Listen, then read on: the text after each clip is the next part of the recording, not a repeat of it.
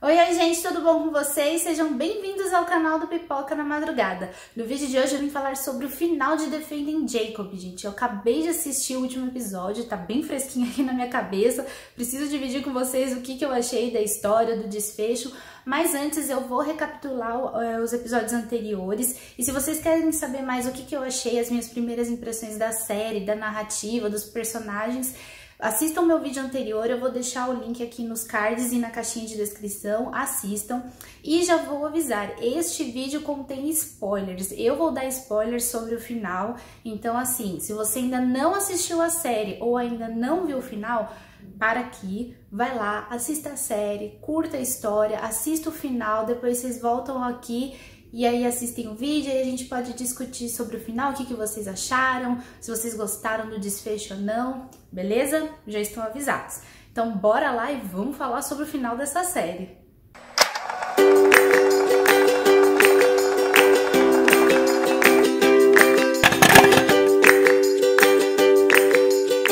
Ao longo da temporada, o ator Chris Evans entrega uma ótima performance, eu adorei a atuação dele aqui e não tem como dizer o contrário.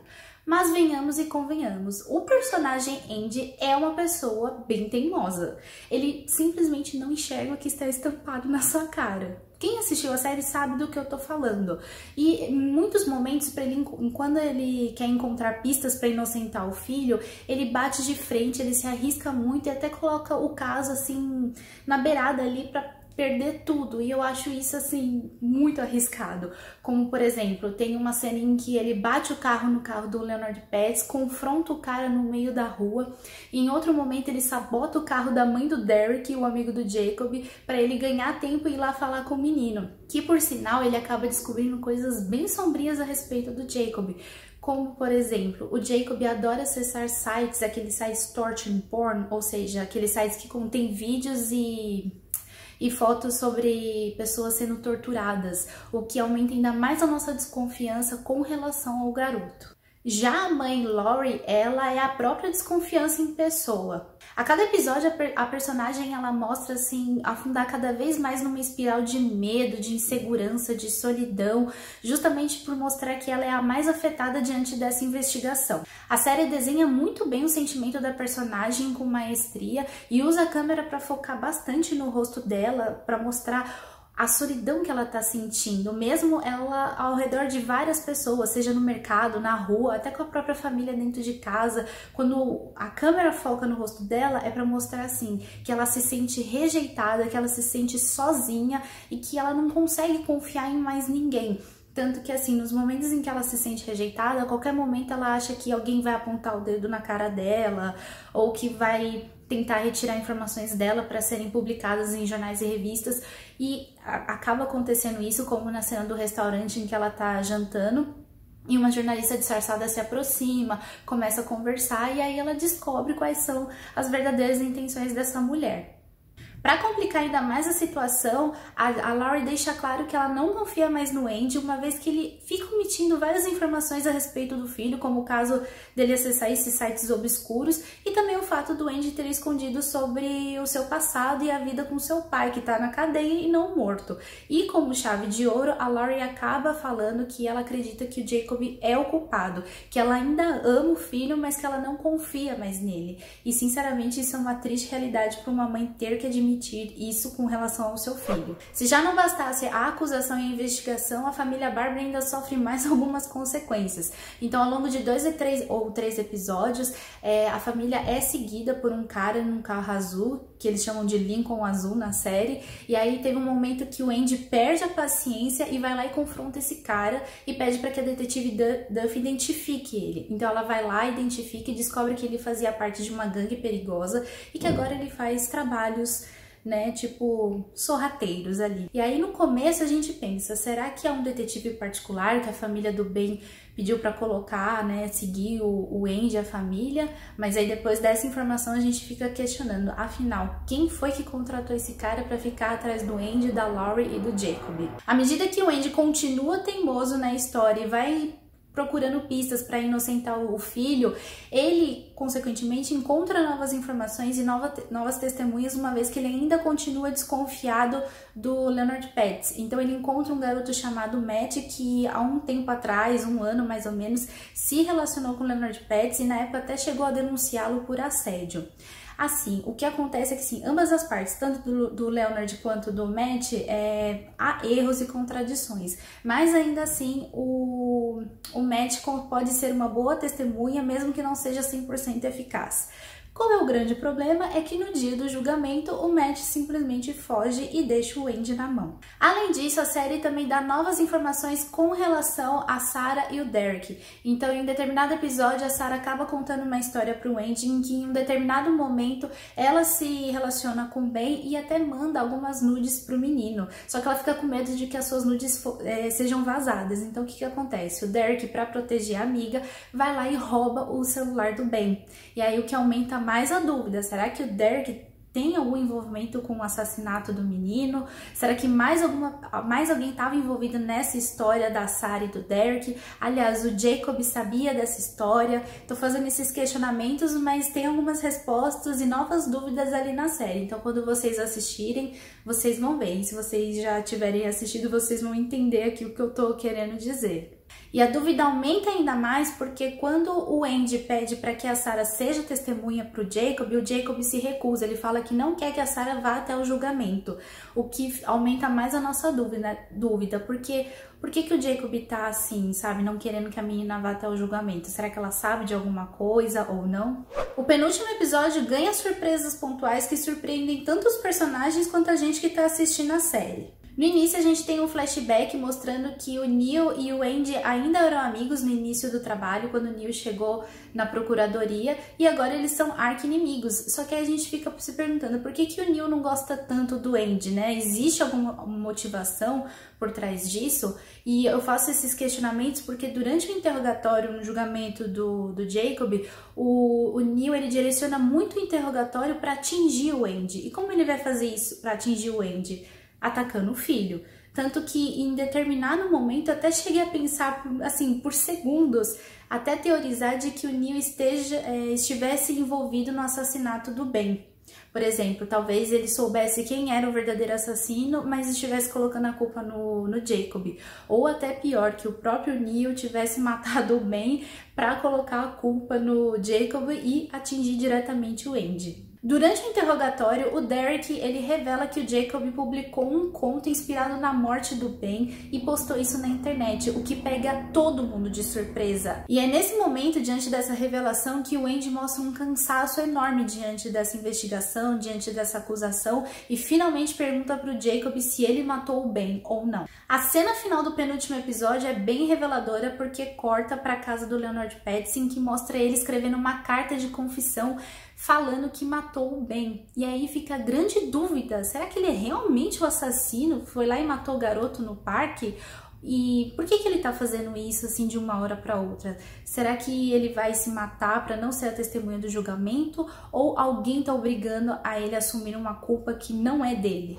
E assim chegamos ao último episódio de Defending Jacob, que nos entrega as respostas que a gente tá esperando ao longo desses episódios, mas também entrega novas dúvidas e novas armadilhas para confundir a gente um pouquinho mais até a gente descobrir se o Jacob é realmente culpado ou não. Para começar, o último episódio dá início a um final feliz, e quando a gente tem um final feliz logo no começo é porque novas complicações vão surgir, certo? O Andy recebe a notícia de que o Leonard Petz confessou o crime e se suicidou logo em seguida, colocando um ponto final nesse julgamento, deixando a família feliz, mas o Neil, o procurador que acusa, bem frustrado diante dessa situação que ele não vê com bons olhos. Para recomeçar a vida, a família decide fazer a tão sonhada viagem para o México, e depois dessa viagem eles iam colocar a casa à venda para poder se mudar para outra cidade, para poder ter uma nova vida e se livrar de toda essa situação.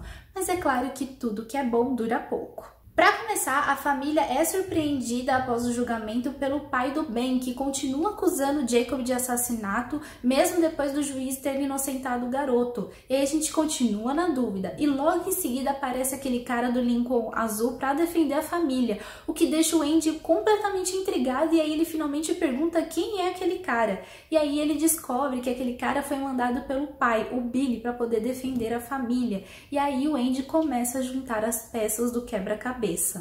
Com essa nova informação, o Andy vai até a prisão para tirar satisfação com o pai, e o Billy acaba revelando toda a verdade, de que ele mandou o amigo para vigiar a família, mas também para matar o Leonard Pettis. Ele não só enforcou o cara, como antes o obrigou a confessar um crime que ele nunca cometeu.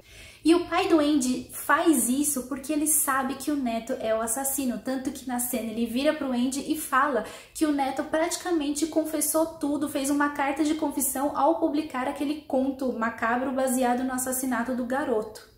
E aí fica o questionamento, né? Mente de assassino, entende mente de assassino, não é mesmo?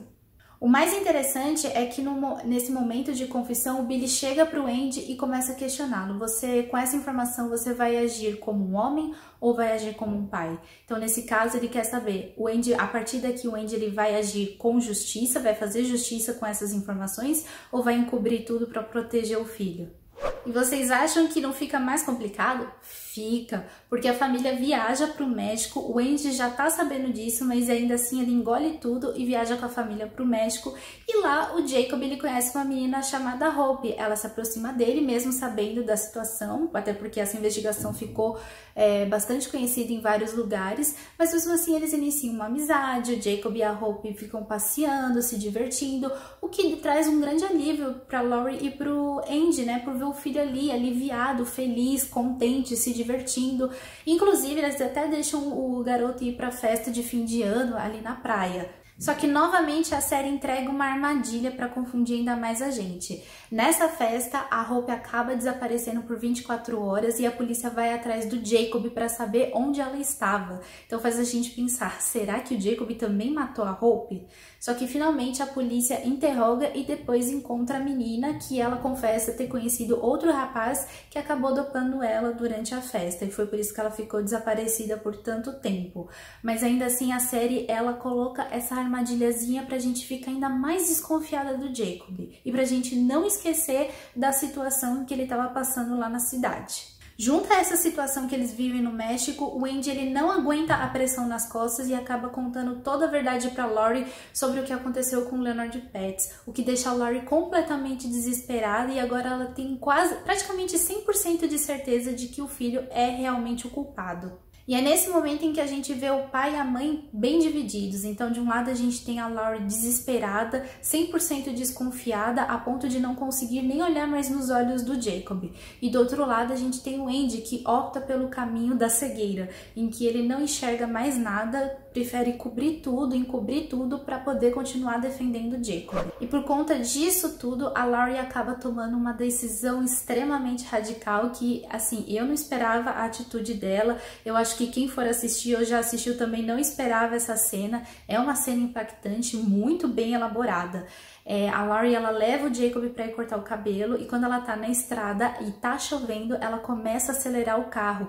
E enquanto ela acelera o carro, ela começa a questionar o menino e finalmente ela pergunta, insiste, você matou o Ben? E o Jacob começa a entrar em desespero, chama a mãe de louca, fala que tá com medo, e é nesse desespero que ele acaba falando pra Laurie que matou o garoto. Sem pensar duas vezes, a Laurie vai lá e bate o carro de propósito. E finalmente a gente entende por que o Andy está sendo interrogado pelo Neil, porque esse interrogatório se passa no agora, após o acidente da Laurie e do Jacob. Então o Andy está tentando explicar se esse acidente foi realmente uma mera batida ou se a Laurie estava tentando matar o Jacob. Assim, o interrogatório do Andy chega ao fim e eles chegam ao veredito de que a Laurie é inocente e que aquilo foi um mero acidente, uma batida de carro sem querer. Mas no fundo a gente sabe que não foi desse jeito. Logo em seguida, a cena é cortada e mostra o Andy chegando no hospital, onde a Laurie ainda está internada, ela tá bem, tá falando, tá bem melhor, né? Ela tá com vários machucados no rosto. Em compensação, o Jacob está em coma. Eles até citam que os sinais vitais do garoto são animadores, mas a série deixa no ar se o Jacob vai sair do coma ou não, ou seja, a gente fica sem saber. E assim entra pra cena final em que o Andy tá sozinho em casa, no quarto do filho, sentado ali na cama bebendo. E assim a série termina. A série, ela não diz com todas as palavras, todas as letras, mas na minha opinião, o Jacob é sim um assassino. A gente tem ao longo dos 8 episódios várias pistas que incriminam ele. A gente tem as impressões digitais dele na roupa do Ben, tem a faca que o Andy deu o sumiço, tem aquele conto macabro que foi publicado, a gente descobre que ele acessava os sites lá de pessoas sendo torturadas, enfim, é uma série de coisas que faz a gente desconfiar muito dele, fora a própria personalidade dele, que é bem fria e calculista diante de toda essa situação, ele sendo acusado ali de assassinato e ele agindo como se nada tivesse acontecendo. E venhamos e convenhamos, sexto sentido de mãe quase nunca falha, certo? E o fato do Jacob ficar em coma, pelo menos eu interpretei dessa forma, o fato dele ficar em coma serviu como uma punição pelo crime que ele cometeu. Defending Jacob toma uma decisão bem arriscada ao colocar a personagem Lori numa posição difícil, em que ela tenta matar o Jacob para impedir que o filho machuque outras pessoas. Eu acredito que a série vai dividir as opiniões com relação a esse final, porque alguns vão acreditar que a Laurie surtou, enquanto o Jacob e o Andy são as vítimas, o que na minha opinião não é verdade. A Laurie cometeu um erro ao tomar essa decisão radical, mas ela sabia a verdade com relação ao filho. O Jacob é sim um assassino, ele cometeu um crime. O Andy se fez de cego a temporada toda, ele sabia a verdade, ele via a verdade vindo à tona na sua cara, mas ele resolveu não enxergar isso para poder proteger o filho. Então é isso, gente, esse foi o final de Defending Jacob. Então me diz aqui nos comentários o que vocês acharam da série, dos personagens, do desfecho dessa história. Será que desde o começo vocês já acreditavam que Jacob era assassino ou não? Vocês ficaram confusos no meio da temporada, como eu fiquei? Contem aqui pra gente poder discutir e trazer novas informações. E se vocês gostaram do vídeo, deixa o seu joinha, compartilhe o vídeo com seus amigos que também querem saber mais sobre o desfecho dessa história. E, é claro, se inscreva aqui no canal para as próximas novidades. Um beijão e até a próxima!